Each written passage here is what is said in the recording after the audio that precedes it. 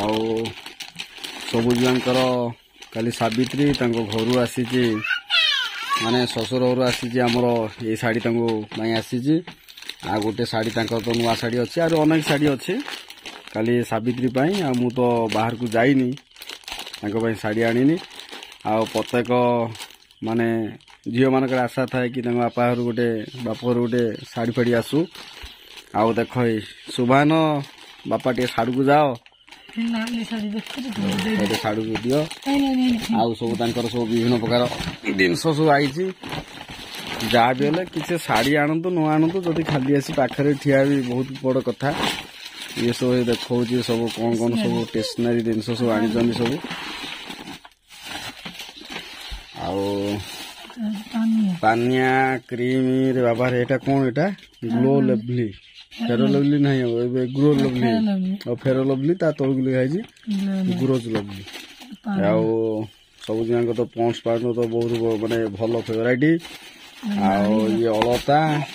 ଇଏ ସବୁ ଆମର ସୂତା କି ସୂତା ମାଳି ବ୍ରତ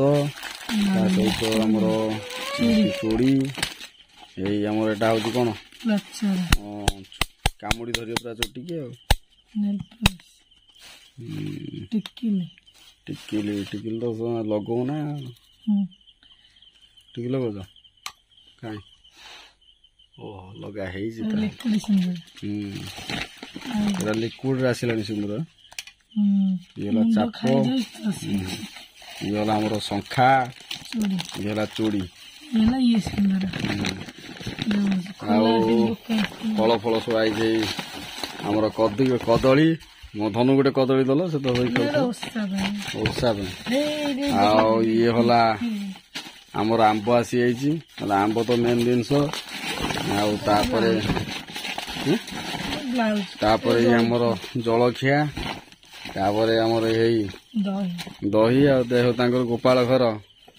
ଦହି ବେଶୀ ଭଲ ହେଇ ଦେଖ ଆଉ ଜଣେ ରହ ବାପା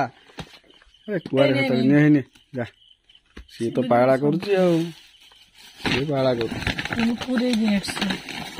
ଆଉ ଇଏ ସବୁ ଫଳ ନଡ଼ିଆ ଫଡ଼ିଆ ସେଉ ଆଉ ଡାଳିମ୍ବ ସବୁ ମିଶି ଆସିଛି ଆଉ ମୋ ପାଇଁ ଗୋଟେ ସୁଗାର ଫ୍ରି ବିସ୍କୁଟ ପଠା ହେଇଛି କିଏ ଶାଶୁ ପଠେଇଛନ୍ତି ନା ଶାଢ଼ୀ ଆଣିଛି ହେଲା ଆଉ ସବୁ ଯାକ ହାତ ଥଣ୍ଡା ଫଣ୍ଡା ଆଉ ଅନେକ ଜିନିଷ ଆଇଛି ଆଉ ହାତର ତ ମେହେନ୍ଦି ତାଙ୍କର କରିଛନ୍ତି ଆଉ ଏପଟେ ଆମ ପୁଅ ଟିକେ କରିଦେଲା ଭାଇ ଚଗଲା ହଉଛି ଆଉ ଏତିକି ଜିନିଷ ଆସିଛି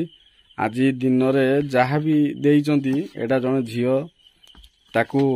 ମାନେ ଖୁସିରେ ଗ୍ରହଣ କରୁଛି ଏଇଟା ବେଶୀ କିଛି ବି ହଉ ବା ନ ହଉ ଗୋଟେ ଝିଅର ଆଶା ଥାଏ ବାପା ଘରୁ କିଛି ଆସୁ ବୋଲି ସବୁଜା ତମେ ଖୁସି ଅଛ ନା ନାହିଁ ମୁଁ ତମ ଆଜି ଗୋଟେ ପ୍ରଶ୍ନ ପଚାରିବି ଯଦି ତମ ଘରୁ କିଛି ନ ଆସିଥାନ୍ତା ଖାଲି ତମ ବାପା ଆସି ଖାଲି ତମ ପାଖରେ ଠିଆ ହେଇଥାନ୍ତା ତମ ଖୁସି ହେଇଥାନ୍ତ ନା ମନ ଦୁଃଖ କରିଥାନ୍ତ ମନ ଦୁଃଖ ମାନେ ଇଏ ଜିନିଷର ଆବଶ୍ୟକତା ନାହିଁ ଗୋଟେ ବାପା କି ତା ଭାଇ ଆସି ତା ପାଖରେ କିନ୍ତୁ ବାପା କେମିତି ଆସିବେ କିଛି ଅସଭ୍ୟ କାମ ତ ହେଇଥିଲେ କିଛି ଅସଭ୍ୟ ଲୋକ ବା ମାନେ ତମ ବାପା ଆସନ୍ତି ବୋଲିକି ନଜର ପୁରା କାହିଁକି ତା ବାପା ଆସୁଛି ବୋଲିକି ବୁଝଉଛି ସେମାନଙ୍କ କଥାରେ ଆମେ ଶୁଣୁନା ତାର ଆଉ ଗୋଟେ କଥା ହଉଛି ମୋର ଏଇ କଥାରୁ ଗୋଟେ କଥା ମନେ ପଡିଲା ମୁଁ ଥରେ 1300 ଟଙ୍କା ଦେଇଥିଲି ମୋର କିଏ ଗୋଟେ ଭଉଣୀ ଅତୀତରେ ଥିଲା 1500 କି 1300 ଟଙ୍କା ଦେଇଥିଲି ସେଟା ଗାଁ ହେଲା ହେଇଗଲା ଏତିକି ଟଙ୍କା କାହିଁକି ଦେଲା ଆଉ କେବେ ବି ସବୁ ଭାଇମାନଙ୍କ ପାଇଁ ବା ଭଉଣୀମାନଙ୍କୁ ମୁଁ ଆଜି ଗୋଟେ ବାର୍ତ୍ତା ଦେବି ଭାଇର ଓଜନ ଅନୁସାରେ ଭାଇ ଜିନିଷ ଦବ କୌଣସି ଭଉଣୀ ତାକୁ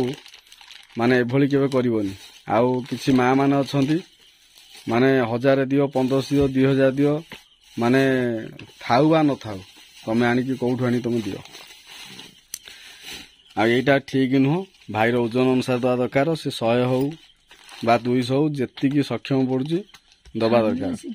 ଆଉ ଖାଲି ଆସି ଠିଆ ହେଲେ ବହୁତ ଅଧିକା ଆଉ କିନ୍ତୁ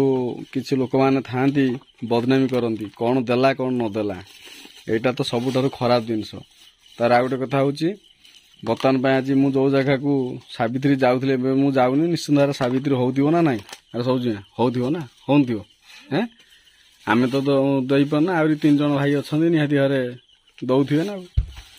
ଆଶା କରୁଛି କି ଆଜିର ଭିଡ଼ିଓଟି ଭଲ ଲାଗିଛି ଭଲ ଲାଗିଥିଲେ ଲାଇକ୍ କରି ସେୟାର କରିବେ ରହୁଛି ନମସ୍କାର।